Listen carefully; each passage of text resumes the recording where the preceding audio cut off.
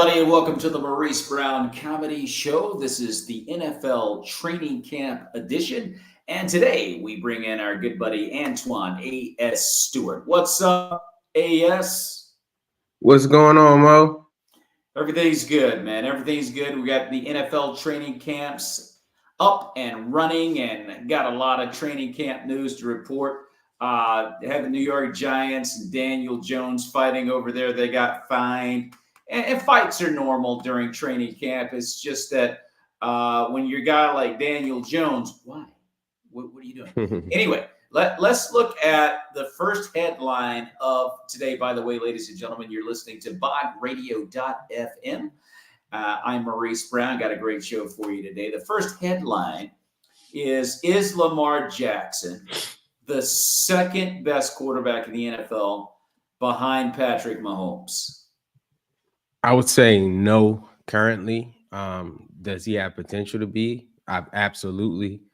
Sky's through the roof. If he can ever match his passing ability with his running ability, I think he will be the greatest quarterback in the league. Now winning, that's a whole nother category. But I would say as of right now, no. So we looked at the top 10 quarterbacks according to Fox Sports, and they came up with Patrick Mahomes at number 1, followed by Joe Burrow. Lamar Jackson at 3. I asked if he was second best. Jalen Hurts at 4. Josh Allen 5. Dak Prescott comes in at number 6. Justin Herbert at 7. At 8, Tua Tagovailoa. C.J. Stroud, number 9, and Brock Purdy at number 10. Your thoughts on that list? Horrible. I like the list. I wish you could post the list that you originally had. Well, I can do that. The list that I had originally, I have, according to Maurice Brown, Patrick Mahomes, number 1, Joe Burrow 2, Lamar Jackson 3. Nothing really changes there, but I put Brock Purdy at number 4. We got a Super Bowl quarterback here. I don't know why anyone would disregard that. Josh Allen at number 5. Jared Goff at number 6. He's not even on the Fox Sports top 10. Justin Herbert at number 7. I put Jordan Love at number 8. Dak Prescott at 9. And Aaron Rodgers at 10. And I think that I want to make a change on that and slide C.J. Stroud into Dak Prescott's spot and have Aaron Rodgers number 10. I love it. That to me is more of an accurate list based off of how these guys are playing. Of course, Joe Burrow's had the injury, but he was playing lights out before that. And if we're just going by how they're playing, I would slide, to be honest with you. I could make a case for Brock to be number 2 or number 3. We're just talking about currently how they're playing. Of course, we know the talent in Burrow and the potential in Lamar is through the roof, but we got to come to a realization that, okay, we see the talent, but if you're not producing in the postseason, we have to put an asterisk by your name. You could be the regular season champ all day long, but if you're not winning games and playing your best football when it matters the most, Josh Allen, Lamar Jackson, we got to put an asterisk by your name. I can't continue to put you in the top 3, top 5 list, and you're not, exceeding in the playoffs. You're not balling out in the postseason. A lot of these guys ball out in the regular season, and Brock is right up there with the big dogs. He passed for more. He had more passing yards, more less attempts than Lamar. Of course, Lamar blew him out the water when it comes to running. He blows everyone out the water. But I think that your list is pretty much accurate, and I would like to take out Dak as you did and put C.J. Stroud in there, and you got to have Aaron Rodgers in there because until he shows otherwise, he deserves to be on this list. We haven't got a large sample size of him in New York, which I'm hoping that we'll get this year. Hopefully he's able to stay healthy with the defense he has. But I like it, man. I like it. Well, now we go back to the top 10 list according to Fox Sports. I got a couple of pet peeves with their list, one of which there's no way in the world and I know he got his back, but there's no way in the world you're telling me that Tua Tagovailoa is a top 10 quarterback versus that are out there. He might be 13th. I'd give him 14th or something like that, but you're not putting him in the top 10. I don't get that. And then you look at Brock Purdy being as low as number 10. I think that's a slap in the face to Brock Purdy. Yeah. And I think that's a huge slap in the face. Now, I was very tempted. Oh, and another one. I'm sorry. And this one right here, I hate to have to say this out loud because I love him, but we got to look at last season going into this season. And I can't even have Jalen Hurts in my top 10. I can't. I mean, I think he's ranked as high as 4 because of what he did the year prior. That's all well and good. But we'll tell you right now, you look at what he did last year, and there's some issues there, man. There's some leakage at that quarterback position. So I have a problem with that. Outside of that, and oh yeah, and then one other thing too. When you mentioned Brock Purdy being a little bit higher, I also was tempted. I didn't do it, but on my list, I was tempted to slide Brock in front of Lamar Jackson because those two went face to face. Now I know that Lamar won the ball game, but look who's in the Super Bowl. It was Brock Purdy. It wasn't Lamar Jackson.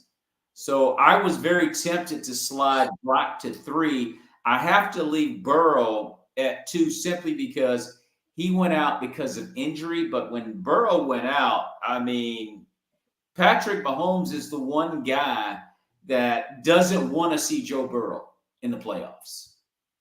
If there's anybody he does not want to see, it's Burrow, who called the stadium Burrowhead. I mean, anybody got enough guts before playoff game to rename your stadium? I think you got to give him, and we haven't seen him since he got injured. So I left him at 2. I should have put Brock at number 3. So that, I mean, you can take your pick 3, 4 there. That's a tough one. I think Lamar's got a lot to prove. And as I say that, Lamar Jackson comes into camp this week 30 pounds lighter.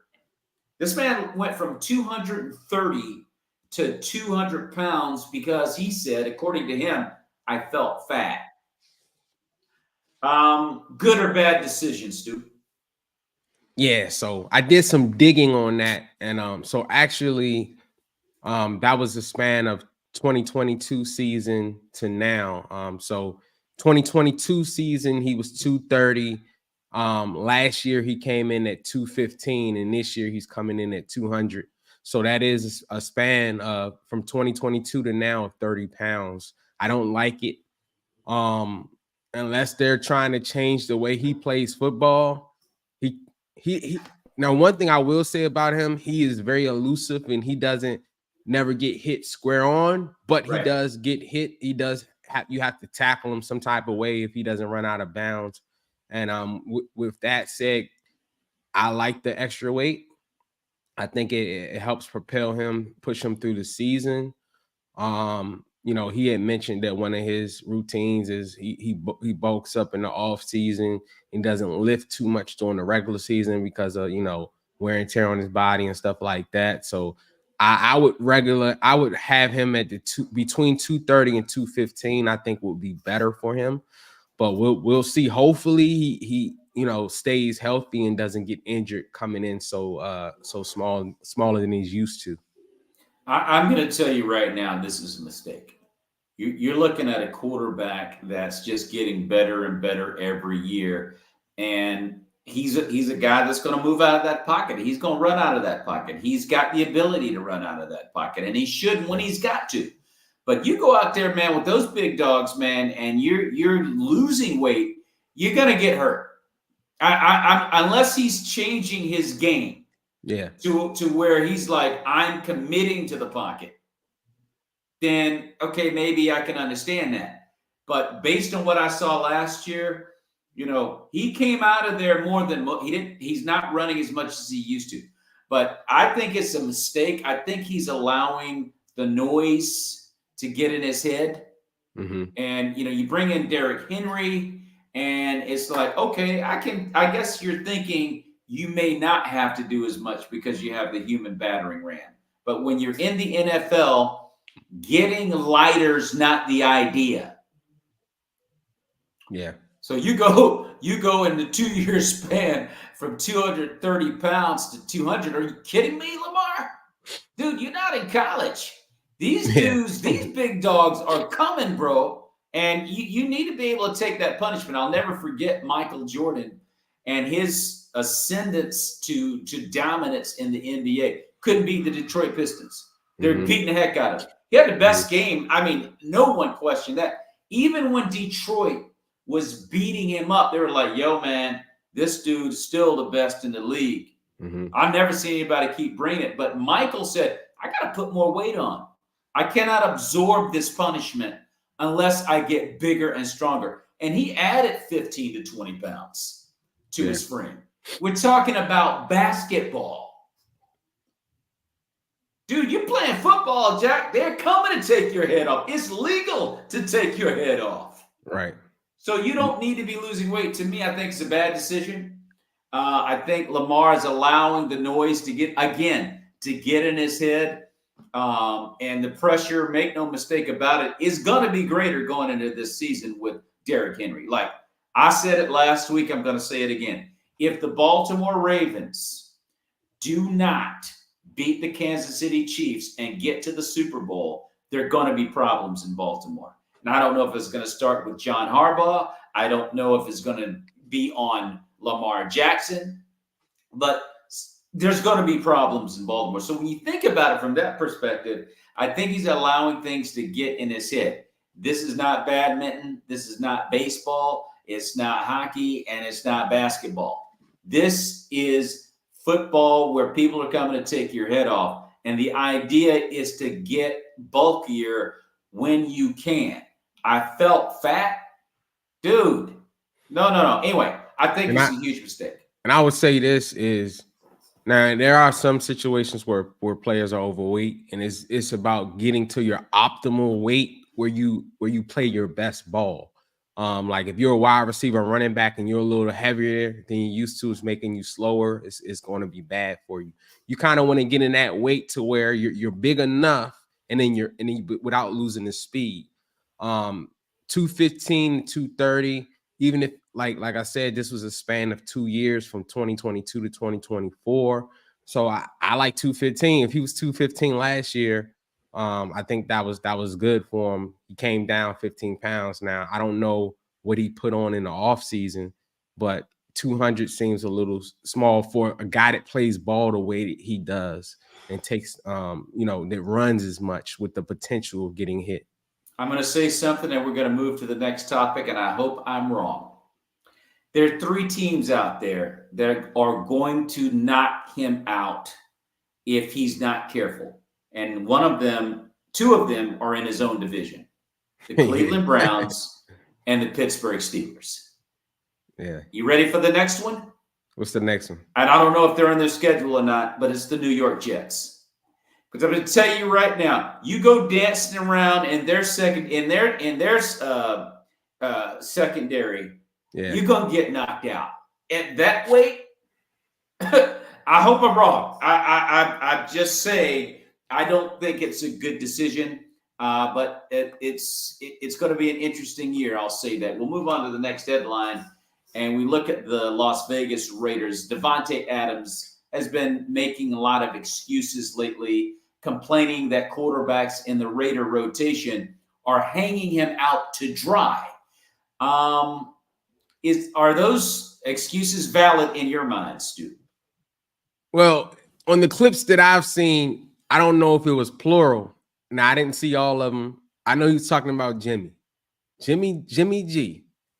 And I've mentioned this so many times on this show and amongst you, Aaron, and everybody. I was like, listen, Shanahan was protecting Jimmy G. That's why we ran the ball so much. Yeah. You go into a system where you got them big dogs on the outside just expecting you to go down the field with the ball. You're really going to see what Jimmy G is and the deficiencies he has.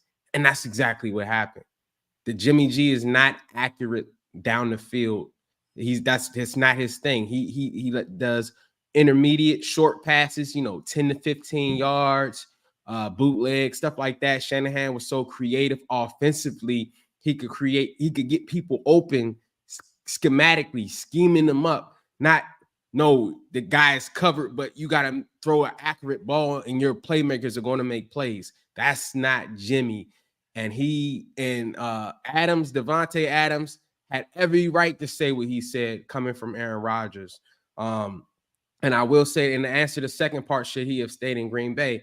A lot of people forget that he went to Oakland to play with his college quarterback.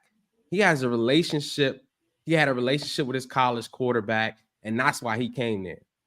Now, once he got there and they shipped his quarterback off the next year, that was jacked up because you're thinking like the only reason I'm here is to play with him, and you guys get rid of him and bring in Jimmy G. Like it's a bad situation, and I think it definitely shows to Kyle Shanahan's genius and being able to take below average or mediocre quarterback like Jimmy and get the best out of him. That's the one thing I'll give Kyle credit is he'll take anything and get the best out of him and make sure that what you do best he puts on the forefront and not try to force you into what he wants you to do. And I think Devontae Adams got a taste of reality that, all quarterbacks are not created equal. And he has absolutely every right to be heated about those bombs that Jimmy was giving them. And when you touch it, you're going to explode. I bet he'd rather have Jordan Love throwing to him than G. Absolutely. I gotta say this. You mentioned that he wanted to play with his college teammate Derek Carr, and Derek Carr is a decent quarterback. I'm not gonna hate on Derek Carr. He's a decent quarterback, but we're talking about Aaron freaking Rodgers, dude, and that's who you were playing with, and you leave him to play with a decent quarterback. I mean, the Raiders were not going anywhere when Carr was there. Now he's in New Orleans. And he got an even worse situation. So the question begs to me, why would you leave Aaron Rodgers in Green Bay to downgrade the guy that's throwing you the football? I mean, you're a guy that was trending in the right direction. So I don't get all of that. I mean, did you really think that Derek Carr was going to get you a ring? Did you really think that? I mean, that's my only question. And Jordan Love is... What's that? I want to answer that question. That's a good question. Okay, go ahead. My take on it is realistically no, but he figured, let me get the bag. I'm getting up there in age.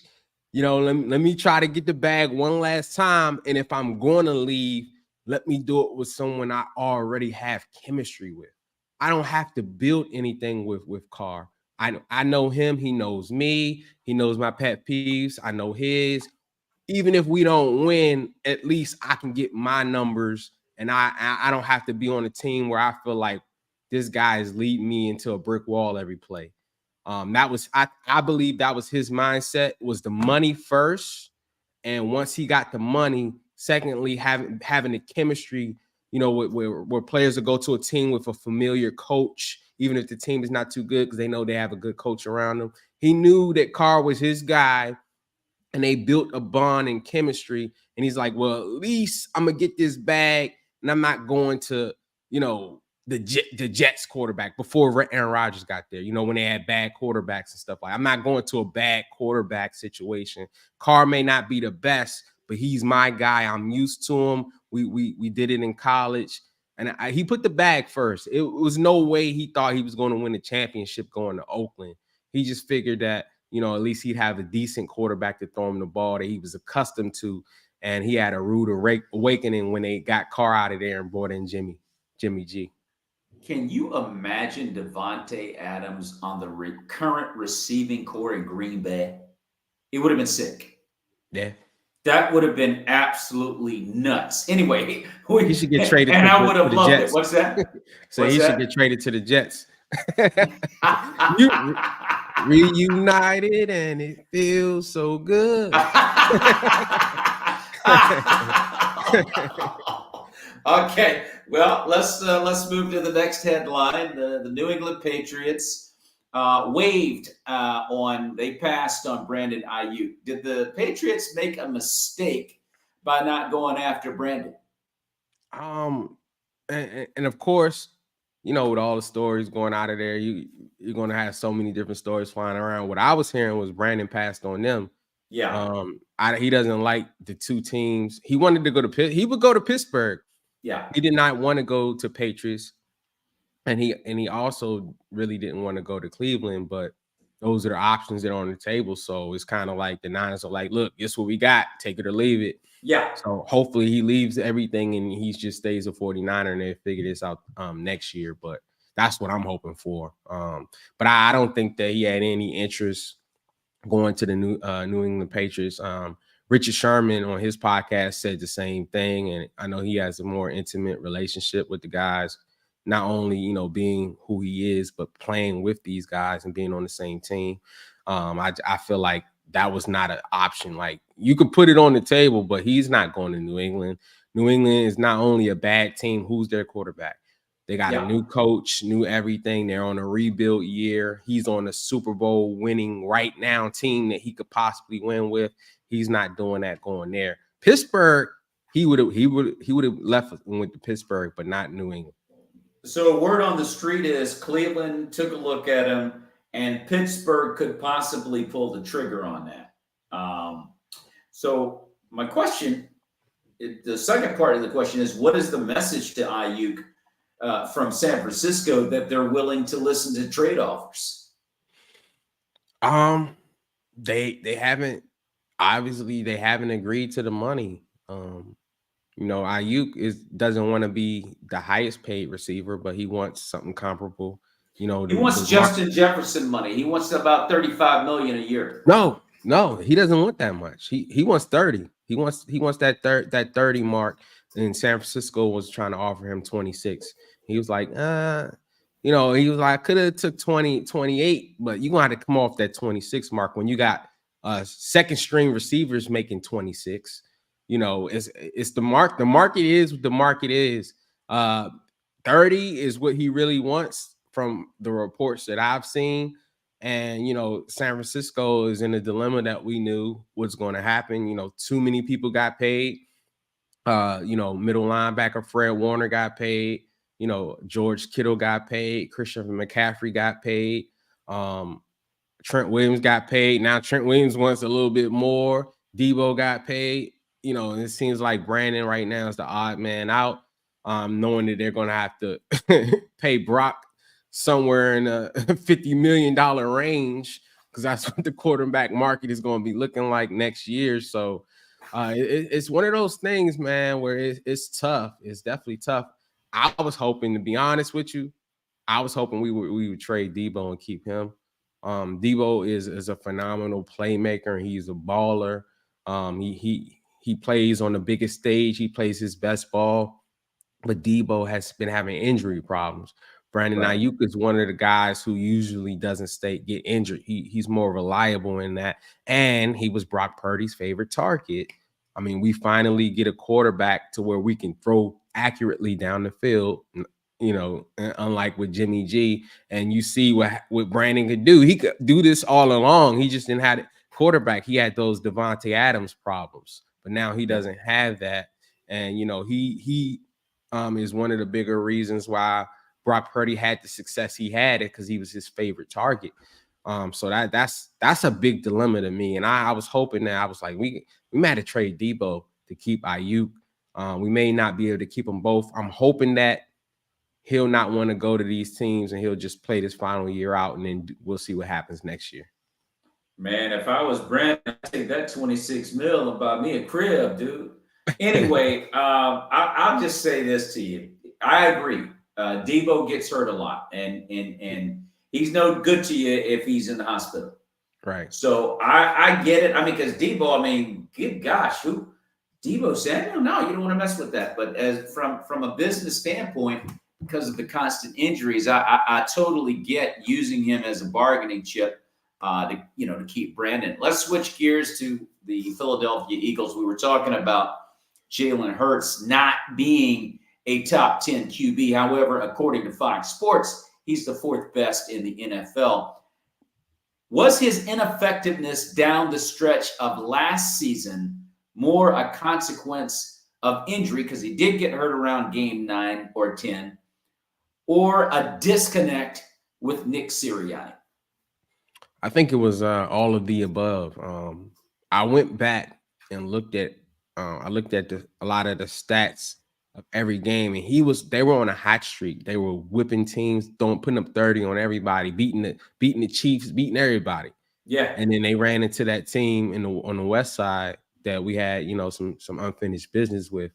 And after the spanking the 49ers put on them, it was just like a complete. I mean, if you go back and look at it, we put a spanking on them. Did he get hurt in that game?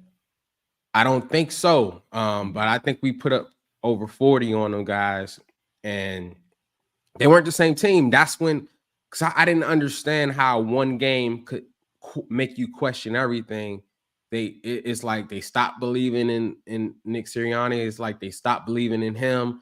He was defending himself in the media. It was just like all kind of things. I believe injury did play a part in that, but there were also other things that led to that. Schematically, scheme wise, they weren't running the ball good. I started looking at the stats that are running. They weren't clipping 100 yards or having a good balance of pass to run.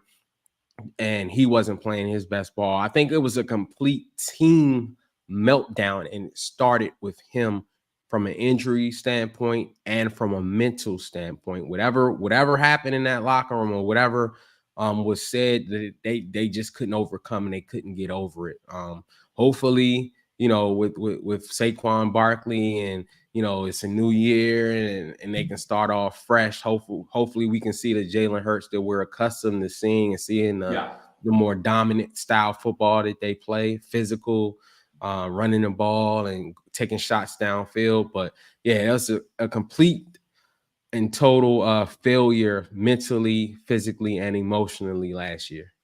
I think the Eagles are going to be scary with the addition of Saquon Barkley. I think it's going to take a lot of pressure, much like with Derrick Henry in Baltimore, taking a lot of pressure off both of these quarterbacks. I mean, a ton of pressure off of these quarterbacks. And both of them are RPO guys, particularly Jalen Hurts. And now you get a dog like Saquon Barkley. I think the Eagles are going to be a problem.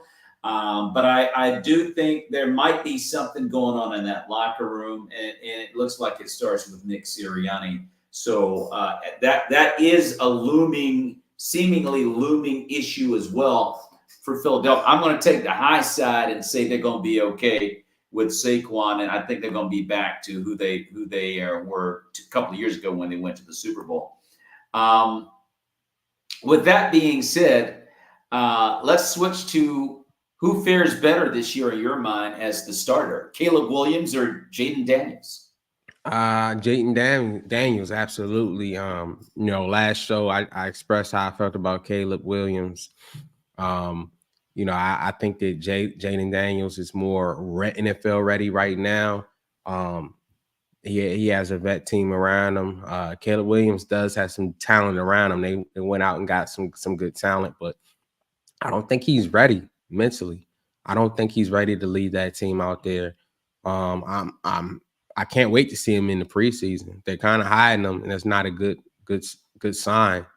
This rookie guy that you got rid of Justin Fields for, we're going to kind of hide him, because the stuff that I was seeing in practice, wasn't looking good. But hopefully, for his sake, that he fixes that by the time week 1 starts, because all eyes will be on him. And, he talks so much of a big game that you're going to have to walk it now. You talking it is going to bring that attention to you. But if you don't walk it, it's going to do the opposite. So I'm curious to see what he does there. I like Jayden Daniels. He's humble. You don't really hear too much out of him. I've seen his accuracy down the field. The kid can flat out ball. He's in a good situation with a new regime and guys that really just want to win. They have a great head coach, a coach this coached in the Super Bowl with my coach Shanahan. And another thing that I take is that, with him, Dan Quinn being the defensive coordinator last year with Dallas, he's going to take all that information being in the enemy's camp, and he's going to know how to play Dallas because he knows Dak. He's going to know how to stop Dak.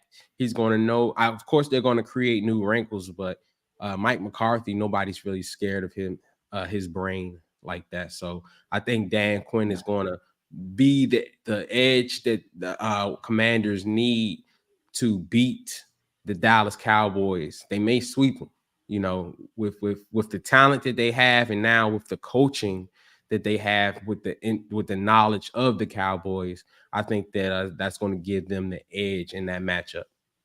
No one's afraid of Mike McCarthy's brain. I mean, that's a steak and egg brain right there. Anyway, but I think Caleb Williams is personally being set up for failure in Chicago. I just don't think they know how to bring a quarterback along.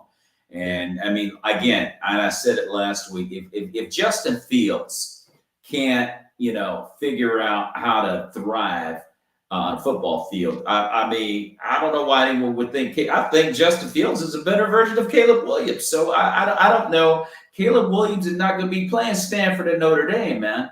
So to come in here and think you're going to do what you did at USC, that's good. You should be positive. You should say positive things.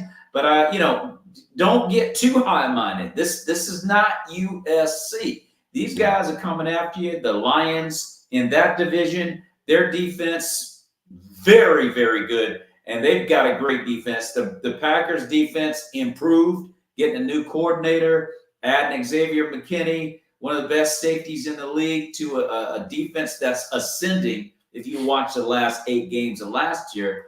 And, NFL is just a different animal. I think Jaden Daniels, to your point, I agree, is the one that has a better opportunities to succeed than Caleb. I feel bad for Caleb. I just wish he wasn't with the Bears. But we'll move on. You're talking about, hey, he needs to get out there. The Green Bay Packers have announced for this Saturday's preseason opener that Jordan Love will start. Good or bad move? Yeah, neither. I don't think it's bad, or I don't think it's good. I think it's kind of in the middle. They know what they want to work on. He's not going to be out there long. Maybe a drive. If they score on the first drive, they'll probably pull him. I'll be surprised if he plays 2 drives, to be honest with you. He's just probably going to get his feet wet a little bit out there, and then they're going to pull him like what I thought they would do with Caleb Williams. So I don't think it's a good thing, and I don't think it's a bad thing. I just think it's they just want to get him out there, get his feet wet, and then pull him, work on whatever they feel like they want to work on, whatever they're looking for, whatever looks they're looking for. But I don't think it's a bad thing. I know they're not going to abuse it, and he's not going to play like the whole first half or nothing like that. So I just think he's just going to get out there, warm up a little bit, make some plays, hit his targets, get acclimated back to the speed. Off season is over. And then they'll pull him. So. Well, I can see that. I mean, I'm surprised in this era of letting your starters sit for at least, the first 2 preseason and let them do dress rehearsal for maybe 2 or 3 series and call it a day.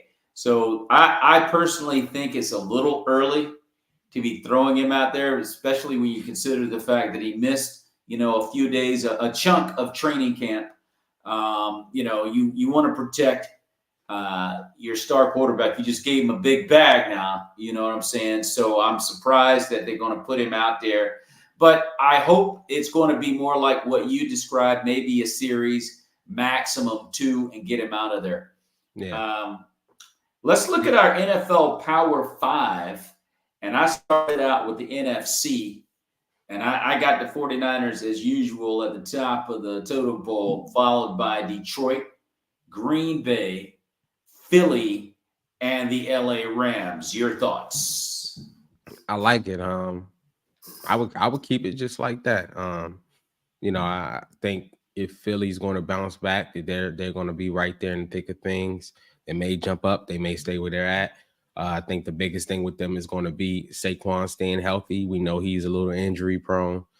He gets hurt, banged up a lot. So I think pretty much, yeah, the Packers and Lions are fighting for that spot. I honestly think the Packers may end up taking that spot from the Lions. If they can progress and do what they did last year and continue to build upon that with Love and company. I think Love is a better quarterback than Goff all around. He hasn't hit his ceiling yet. We've kind of seen what Goff can do when, he played in the Super Bowl with the Rams. He playing under Sean McVay. He got traded to Detroit. He plays good ball there. But I think that Jordan Love has another layer to his game that he can bring out to kind of push them over. But I think that pretty much should be the top 5 teams unless something crazy happens in the NFC. But one thing about Jared Goff is he's a very good on-schedule quarterback. Yeah. He's a very good on-schedule quarterback. If you can get him off his spot, he becomes very problematic. And I think the Packers exposed him in the Thanksgiving game. This is when the Packer defense started staging a mutiny against Joe Carroll because they're like, yo, this dude is confusing me. Yo, let's just do what we feel. And they weren't listening to Joe Carroll. Right. And the Packer defense started to become more effective down the stretch. And in that game against the Lions on Thanksgiving, they were getting Goff off his spot, dude. He was not comfortable. I think he committed about 3 turnovers in that game, 2 of which were fumbles and a pick. And he was not comfortable. So just getting back to your comparison with Jordan and Jared Goff, you may have a point there. I don't want to hate on Jared because, like I said, when he's on schedule, he's as good as anybody in the league. It's about getting that pressure on him. You got to get pressure on Goff. And if you can do that, you might have a chance. But I think they're both good. I mean, this division is going to be a tight one in the NFC North, no question about it. Now, there's one team out there that's kind of dangling outside the top 5. And I'm going to throw them out there, and that's the Dallas Cowboys. What are their chances realistically to crack the top 5 at some point during the season?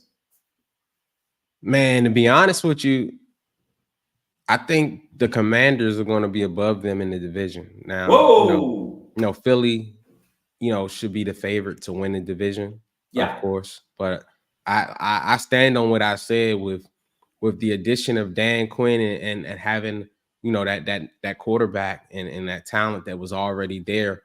They just needed the coaches and to solidify that quarterback position. I think that the Commanders are going to surprise a lot of people in that division and give Dallas a run for their money.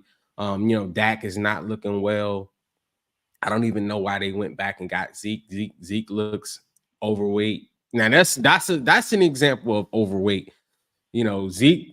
Yeah, you're a running back. You want to do this and that, but you lost a step with all the injuries. You're not as fast as you once were, and you don't have the offensive line that you were accustomed to when you were doing this all the time. You don't have that offensive line no more. He didn't. You know what I'm saying? You're not. Well, unfortunately, he's been doing a little bit too much of that off the field. Right. You know what I mean? Yeah, I just feel like I didn't get that pick. I don't know what Dallas is doing. I don't know what Jerry is doing. But whatever he's doing, I don't think is going to work. And I think that they're going to be surprised when they see the Commanders ranked above them in their division. I think you make a lot of sense. I think the Cowboys had better understand that the Commanders are coming. Okay. Yeah. They are reshaping and transforming their franchise. Yeah. This is not the Dan Snyder era. It's over. No, it's over. Dan Quinn is a proven coach. He didn't have a ring, but he's a very good coach. He's not Riverboat Ron. Riverboat was living on all the success he had with Cam Newton. Yeah. Okay. And another thing, I will say this. Dan Quinn was handicapped last year Yeah. because of Jerry and his son and all of them. They want to have so much say so. As a coordinator, you know, he didn't have that, you know, and even if he was a head coach, he may have not had that. Right. In Washington, he has that. As the head coach, he's controlling the personnel on the field. We know the type of defense this guy can create. He is one of the original. He is the originator of the Legion of Boom, that destructive defense, and he Yeah. continued that in Atlanta, having a good defense. But and now in Washington, they have pieces there, and I'm pretty sure he's putting together a plan to have the Washington Commanders rise to top 5, maybe definitely top 10 defense, to and have that offensive side clicking. I think Commanders are going to surprise a lot of people this year. I agree. I think if the Cowboys are not careful, the Commanders will catch them. Cowboys have had a lot of hijinks over the past few years, and it's starting to get real old over there. We shall see. We'll move to the AFC Power Five, and I've got them listed as follows: KC at number 1, followed by Baltimore. The Chargers I have included in the top 5. They come in at number 3, followed by Buffalo and Cincinnati. Your thoughts? I'm gonna take the Bills out. I'm gonna Oh take my the Bills. goodness. I'm gonna take them out. I'm gonna put the Jets in there. Oh, okay. The Bills. People don't. A lot of people forget how Josh Allen, with all the talent he has, the arm talent and the running ability, before Stephon Diggs got there, he wasn't balling. Like his first 3 years as a starter were not good at all. They were bad. And then Okay. something clicked. They got some pieces. They got him some weapons. He doesn't have that anymore. Their receiving core is looking mediocre at best. Okay. They don't have that guy that is going to take that double team and double coverage and stuff like that and make these phenomenal catches down the field like they used to. I think if with Aaron Rodgers and that defense that the Jets have, that I think that they're going to creep into the conversation, because that's all they ever needed was a quarterback. And they don't need the quarterback to be elite or playing at the best of his game. A 40-year-old Aaron Rodgers can get the job done with that defense that they have. So I like them going into this above the Bills. I would put the Bengals at number 2, because I think with Joe Burrows is healthy, he seems healthy, that they're that one team that's going to give the Chiefs a run for their money, as you mentioned earlier. The Chargers, I don't know. I know they have a great coach. I'm hearing, I don't know if Justin Hubert is healthy. I don't know what's going on there. I would put the Chargers at number 5 because of the potential. Yeah. But I would definitely put the Bengals at 2, the Ravens at 3. I put the Jets. the Jets at 4, and then the Chargers at 5.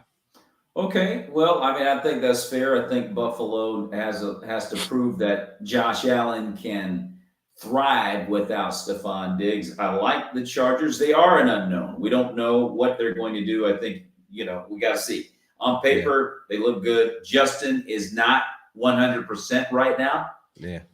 So yeah, we don't know. And I find it interesting that you have the Bengals, however, leapfrogging the Ravens after adding Derrick Henry. You still think they can leapfrog? Only reason is the same reason that you put Joe Burrow as the number 2 quarterback in the NFL.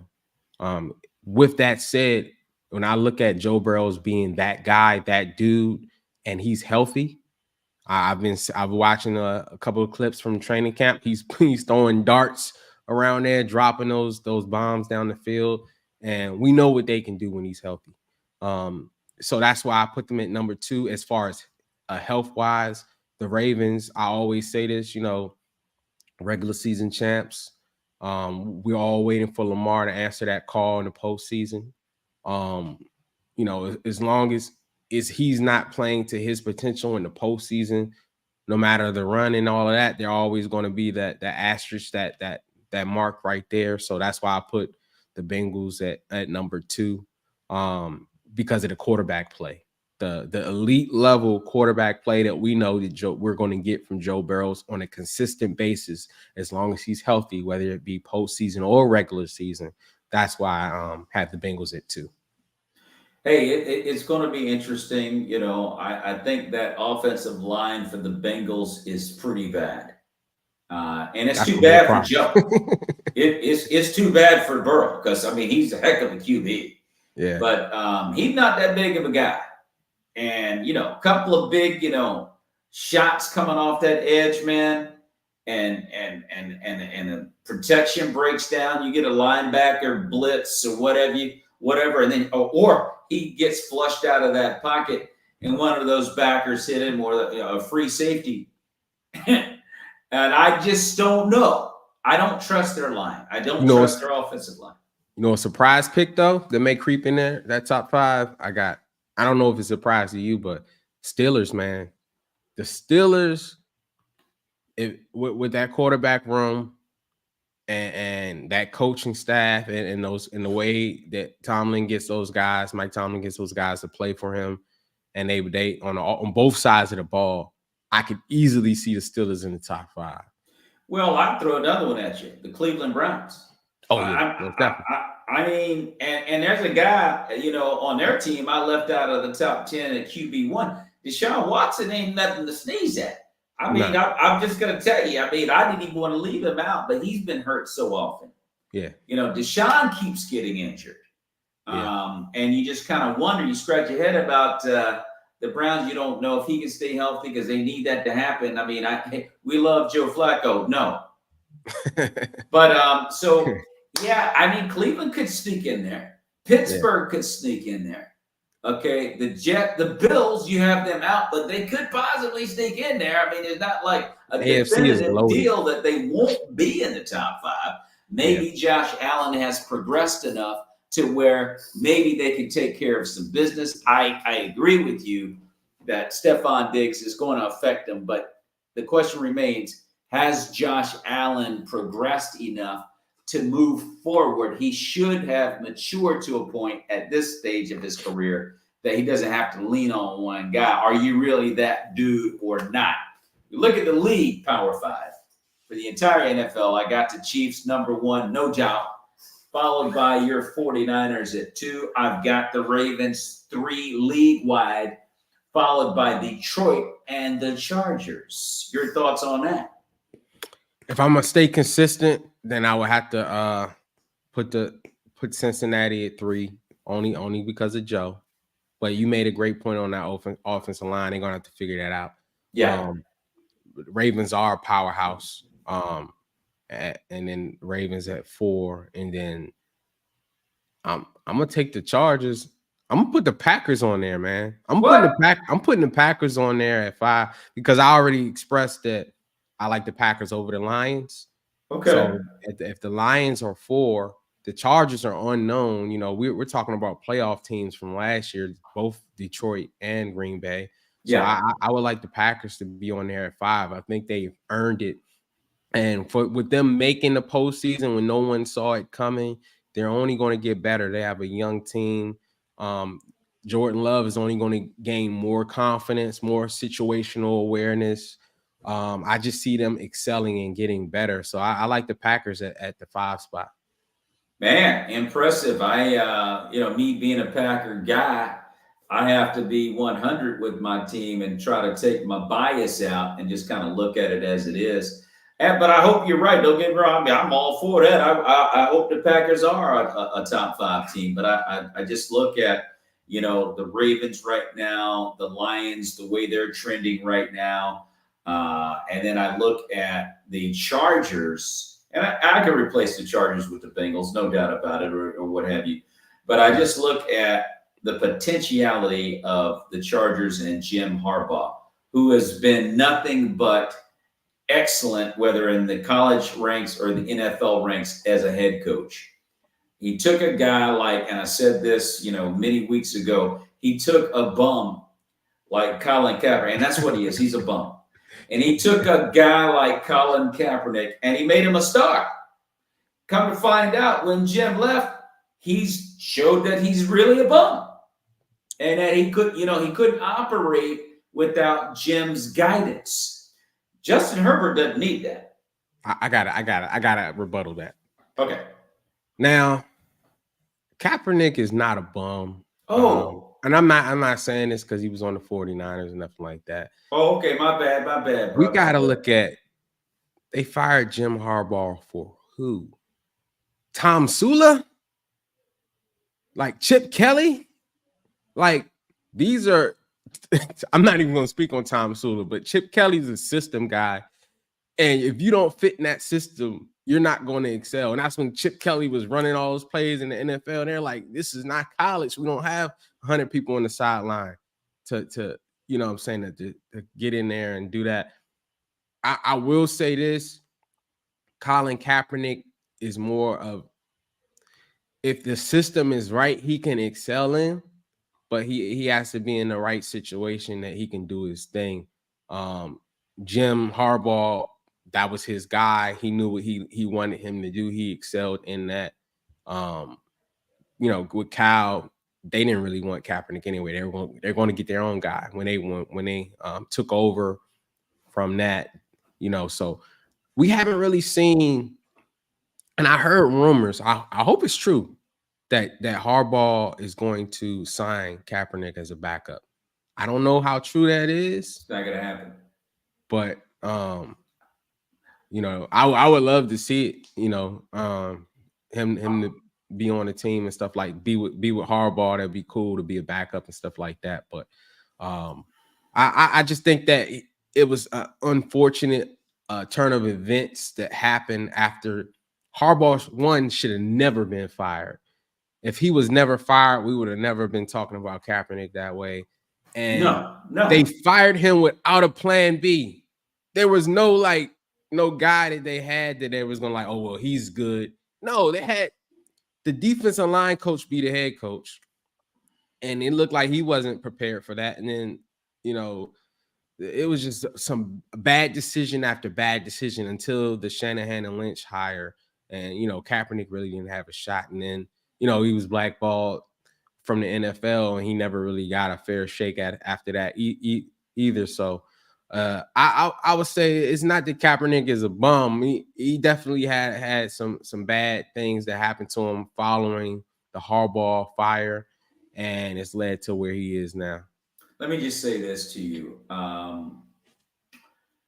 It's a complicated issue with Colin Kaepernick. I think when you look at him as a player without Jim Harbaugh, he just was not a good football player to me. And I was rooting for him, but I just looked at the guy and I'm like, I couldn't make any more excuses for what I was seeing.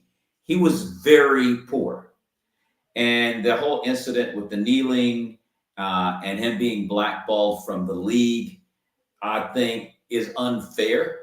Yeah. Because you're not going to tell me that he doesn't deserve it, that he can't right now be a backup for somebody. You can't tell me he can't be a backup. Of course. So going back to your point about Jim Harbaugh maybe signing him, and I hate to say this, Stu, but it's not going to happen, not because he's not capable of being a backup. It's not going to happen because he's been blackballed. That's why I say that. That's not going to happen. I hate saying that. I do that. I mean, when you get on that blackball list, you're done. I hate saying, and it's so unfair to Kaepernick. But you can forget that, dude. And I hope I'm wrong, but I just don't see him coming back. But go ahead, Stu. And I will say this with the whole blackball thing, I kind of get it a little bit, and I'll say why. If you're ever in a situation with your employer and you sue them civilly or however it is, and you get a undisclosed amount of money, you know, there are rumors it was 80 million or whatever it was undisclosed. He got paid a lot of money. He had some legit dirt on the NFL, and they did not want that to go out, and they wrote that check real quick. When you have that type of stuff and you win, it's kind of hard for that same employer to like, oh yeah, come get some more money with us. Like, they're like, man, we just gave you $80 million, man. You know, this is it, you know. That's kind of like what the Ray Rice situation, which it was horrible. I get where Ray Rice was coming from. He did this heinous act, unthinkable thing to his, at the time, fiance, which they're married now. And the NFL saw the tape, and the NFL decided after watching the tape that they were going to suspend him for 2 games, which is not too crazy. We're talking about the NFL where you have murderers and all kind of people still playing the game, you know. So they said, "Oh, we'll give you 2 games." And then the tape got out and the world saw the tape. And then it was like, this is bad. We're going to have to suspend you indefinitely. And he would have came back next year, but Ray Rice sued. He sued the NFL. He said, this is double jeopardy. You guys saw the tape. You gave me my penalty. And now you're giving me a different penalty and no new information came out. You already saw it. And he won. He won in court, but he lost because that $2 or $3 million that he won, he would have been back on the team the following year, back in the regular rotation. But now he when he got blackballed, that was it. That was your last $2 or $3 million you're gonna get from the league, and you're on your own after that. So it's one of those things when you sue the league and you win, that's pretty much it for you. It's too bad. And you know, listen, that's him and his girl. They love each other. That's how they get down. They rap. Okay. That's leave that man alone. Anyway, let's get out of here, Stu. This has been a great show. And we'll come back next week and continue training camp news as we approach the start of the 2024-25 NFL season. Until then, may the peace of Christ, Stu, be with you and your family and everybody else out there. God bless.